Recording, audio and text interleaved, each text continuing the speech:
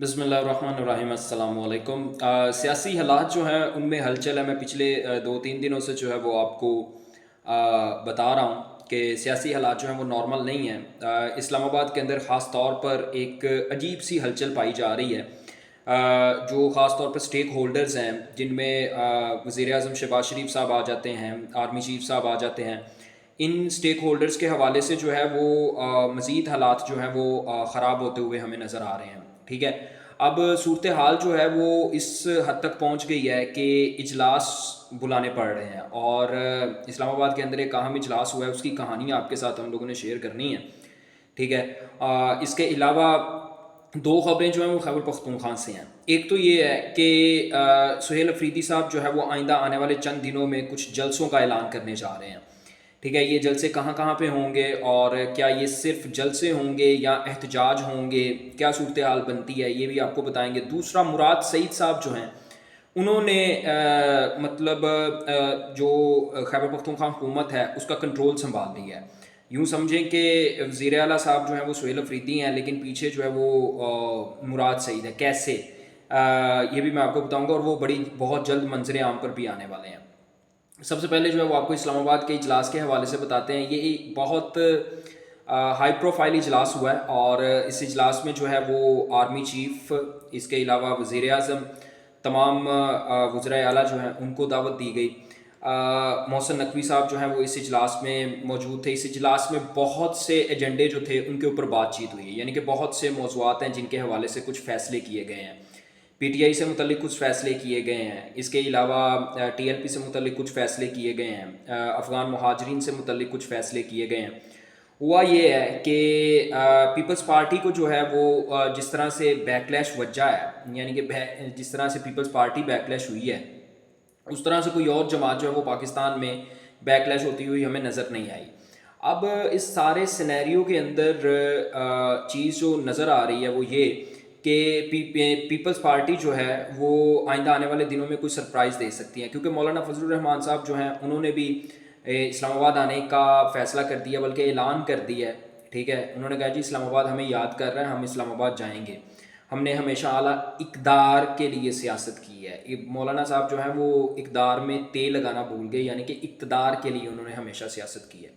اب سین یہ ہے کہ آئندہ آنے والے دنوں میں جو ہے وہ حالات مزید خراب ہو سکتے ہیں، ٹھیک ہے۔ اسی لیے پی ٹی آئی کے حوالے سے جو ہے وہ ایک حکمت عملی یہ اپنائی گئی ہے کہ پی ٹی آئی کے ساتھ جو ہے وہ اب بات چیت ہوگی، یعنی کہ پی ٹی آئی کو جو ہے وہ تھوڑی ریلیکسیشن دے کے ان کے ساتھ بات چیت ہوگی، تاکہ آئندہ آنے والے دنوں میں یہ اپنا جو بھی ان کا پلان ہے اس پہ عمل نہ کر سکیں۔ پی ٹی آئی کا آئندہ آنے والے دنوں میں کیا پلان ہے یہ تو میں آپ کو بعد میں بتاتا ہوں، ٹھیک ہے۔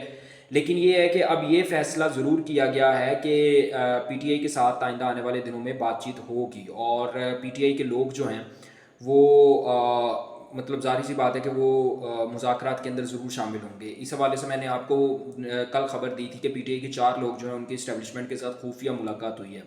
اس ملاقات کے اندر بھی یہی چیز ڈیسائیڈ ہوئی ہے کہ پی ٹی آئی کے ساتھ بات چیت ہو سکتی ہے۔ لیکن مسئلہ یہ ہے کہ ہمیشہ جس چیز کے اوپر ڈیڈ لاک آیا ہے پی ٹی آئی کے درمیان اور اسٹیبلشمنٹ کے درمیان، وہ اس چیز کے اوپر ڈیڈ لاک آیا کہ پی ٹی آئی اس نظام کو، اس حکومت کو ماننے کو تیار نہیں ہے۔ پی ٹی آئی یہ کہہ رہی ہے کہ جی آپ 24 فروری کا جو الیکشن ہوا تھا اس کو کالعدم قرار دیں، ٹھیک ہے، اور اس کے بعد جو ہے وہ نئے الیکشن کروائیں جو فری اینڈ فیئر ہوں۔ ظاہر سی بات ہے کہ اگر الیکشن فری اینڈ فیئر ہوتے ہیں تو یہ بات تمام لوگوں کو معلوم ہے کہ پی ٹی آئی جو ہے وہ یہ الیکشن جیت جائے گی، اور اس الیکشن میں جو ہے اگر کسی قسم کی کوئی دھاندلی نہ ہوئی تو ٹھیک ہے پی ٹی آئی یہ الیکشن جیت جائے گی۔ اب اس الیکشن کے جیتنے کا پی ٹی آئی کو یہ ہوگا، پی ٹی آئی حکومت میں آ جائے گی، اور پی ٹی آئی حکومت میں آ کے نون لیگ کے ساتھ بھی وہ سب کرے گی جو اس وقت پی ٹی آئی کے ساتھ ہو رہا ہے۔ نون لیگ کسی بھی صورت، نون لیگ شہباز شریف صاحب جو ہیں وہ اسی لیے پاؤں پڑے ہوئے ہیں کہ اللہ کا واسطہ ہے کہ ابھی نہ کریں، ابھی نہ کریں، ہمیں ذرا تھوڑا سا بیمار ہو لینے دیں، بیمار ہونے کی ڈرامے بازی کر لینے دیں، ٹھیک ہے، ہمیں کوئی تھوڑا ٹائم دیں، ٹھیک ہے، کہ ابھی تو ہم صحت مند ہیں، ابھی میں دورے کر کے آیا ہوں، ابھی اگر یہ ہو گیا تو پھر مجھے اچانک بیمار پڑنا پڑے گا، اور لوگ کہیں گے جی یہ دیکھو یہ تو اچانک سے جو ہے وہ بیمار ہو گیا۔ اب سلسلہ یہ ہے کہ اگر تو پی ٹی آئی جو ہے وہ مذاکرات کے اندر صرف اس چیز کو پس پش ڈال دے، اس چیز کو ختم کر دے کہ یہ نظام جو ہے وہ اس کو ختم نہیں کیا جائے گا تو شاید پی ٹی آئی کے ساتھ مزید بات چیت جو ہے وہ آگے بڑھ سکے اور پی ٹی آئی کے لوگ جو ہیں وہ آہستہ آہستہ رہا ہونا شروع ہو جائیں. لیکن اگر پی ٹی آئی اپنے اسی مطالبے کے اوپر ہی تو پھر کام جو ہے وہ خراب ہوگا. دوسری خبر اہم ہے، نجم سیٹھی صاحب جو ہیں انہوں نے یہ خبر دی ہے، ٹھیک ہے، میں نے بھی آپ کو 2-3 دن پہلے یہ خبر دی تھی کہ آئندہ آنے والے دنوں میں پی ٹی آئی کی طرف سے احتجاج ہونے جا رہے ہیں. ٹھیک ہے، ایک تو احتجاج جو ہے وہ کل ہوا جمعے کو، یہ تو اظہار یکجہتی تھا 26 نومبر کے لواحقین کے ساتھ، اور اس کے علاوہ مرید کے اندر جو ٹی ایل پی کے ساتھ ہوا ان کے ساتھ. لیکن پی ٹی آئی کے جو سہیل افریدی صاحب ہیں وہ اب آنے والے دنوں میں اگر ان کی عمران خان سے ملاقات نہیں کروائی جاتی، جو کہ انہوں نے اسلام آباد ہائی کورٹ میں درخواست دائر کی ہے، سپریم کورٹ کے بھی چیف جسٹس کو انہوں نے خط لکھا ہے، اگر سہیل افریدی صاحب کی ملاقات عمران خان سے نہیں کروائی جاتی تو سہیل افریدی جو ہے وہ آئندہ ہفتے کسی بڑے احتجاج کی کال دے سکتے ہیں. ٹھیک ہے، اور یہ احتجاج جو ہے وہ پشاور سے کے پی کے سے جو ہے وہ ہوتا ہوا پنجاب کی طرف آ سکتا ہے. اور ایک چیز میں یہاں پہ بتا دوں بالکل کلیئر کہ سہیل افریدی علی امین گنڈا پور نہیں ہے. علی امین گنڈا پور کوئی بھی احتجاج کرتا تھا تو عوام نکلتی تھی، ٹھیک ہے، لیکن یہ سہیل افریدی ہے. ان کے وزیر اعلیٰ بننے پہ کچھ تقریباً 4,500 لوگ جو ہیں وہ گورنر کے پی کے اندر موجود تھے. ٹھیک ہے، تو اتنی بڑی تعداد میں لوگوں کا وہاں پہ موجود ہونا اس بات کی نشانی تھی کہ لوگ سہیل افریدی کے اوپر نہ صرف اعتماد کر رہے ہیں بلکہ لوگ سہیل افریدی کو مطلب سراہ رہے ہیں، عمران خان کے اس فیصلے کو سراہ رہے ہیں جو انہوں نے سہیل افریدی کی صورت میں کے پی کے لیے کیا ہے.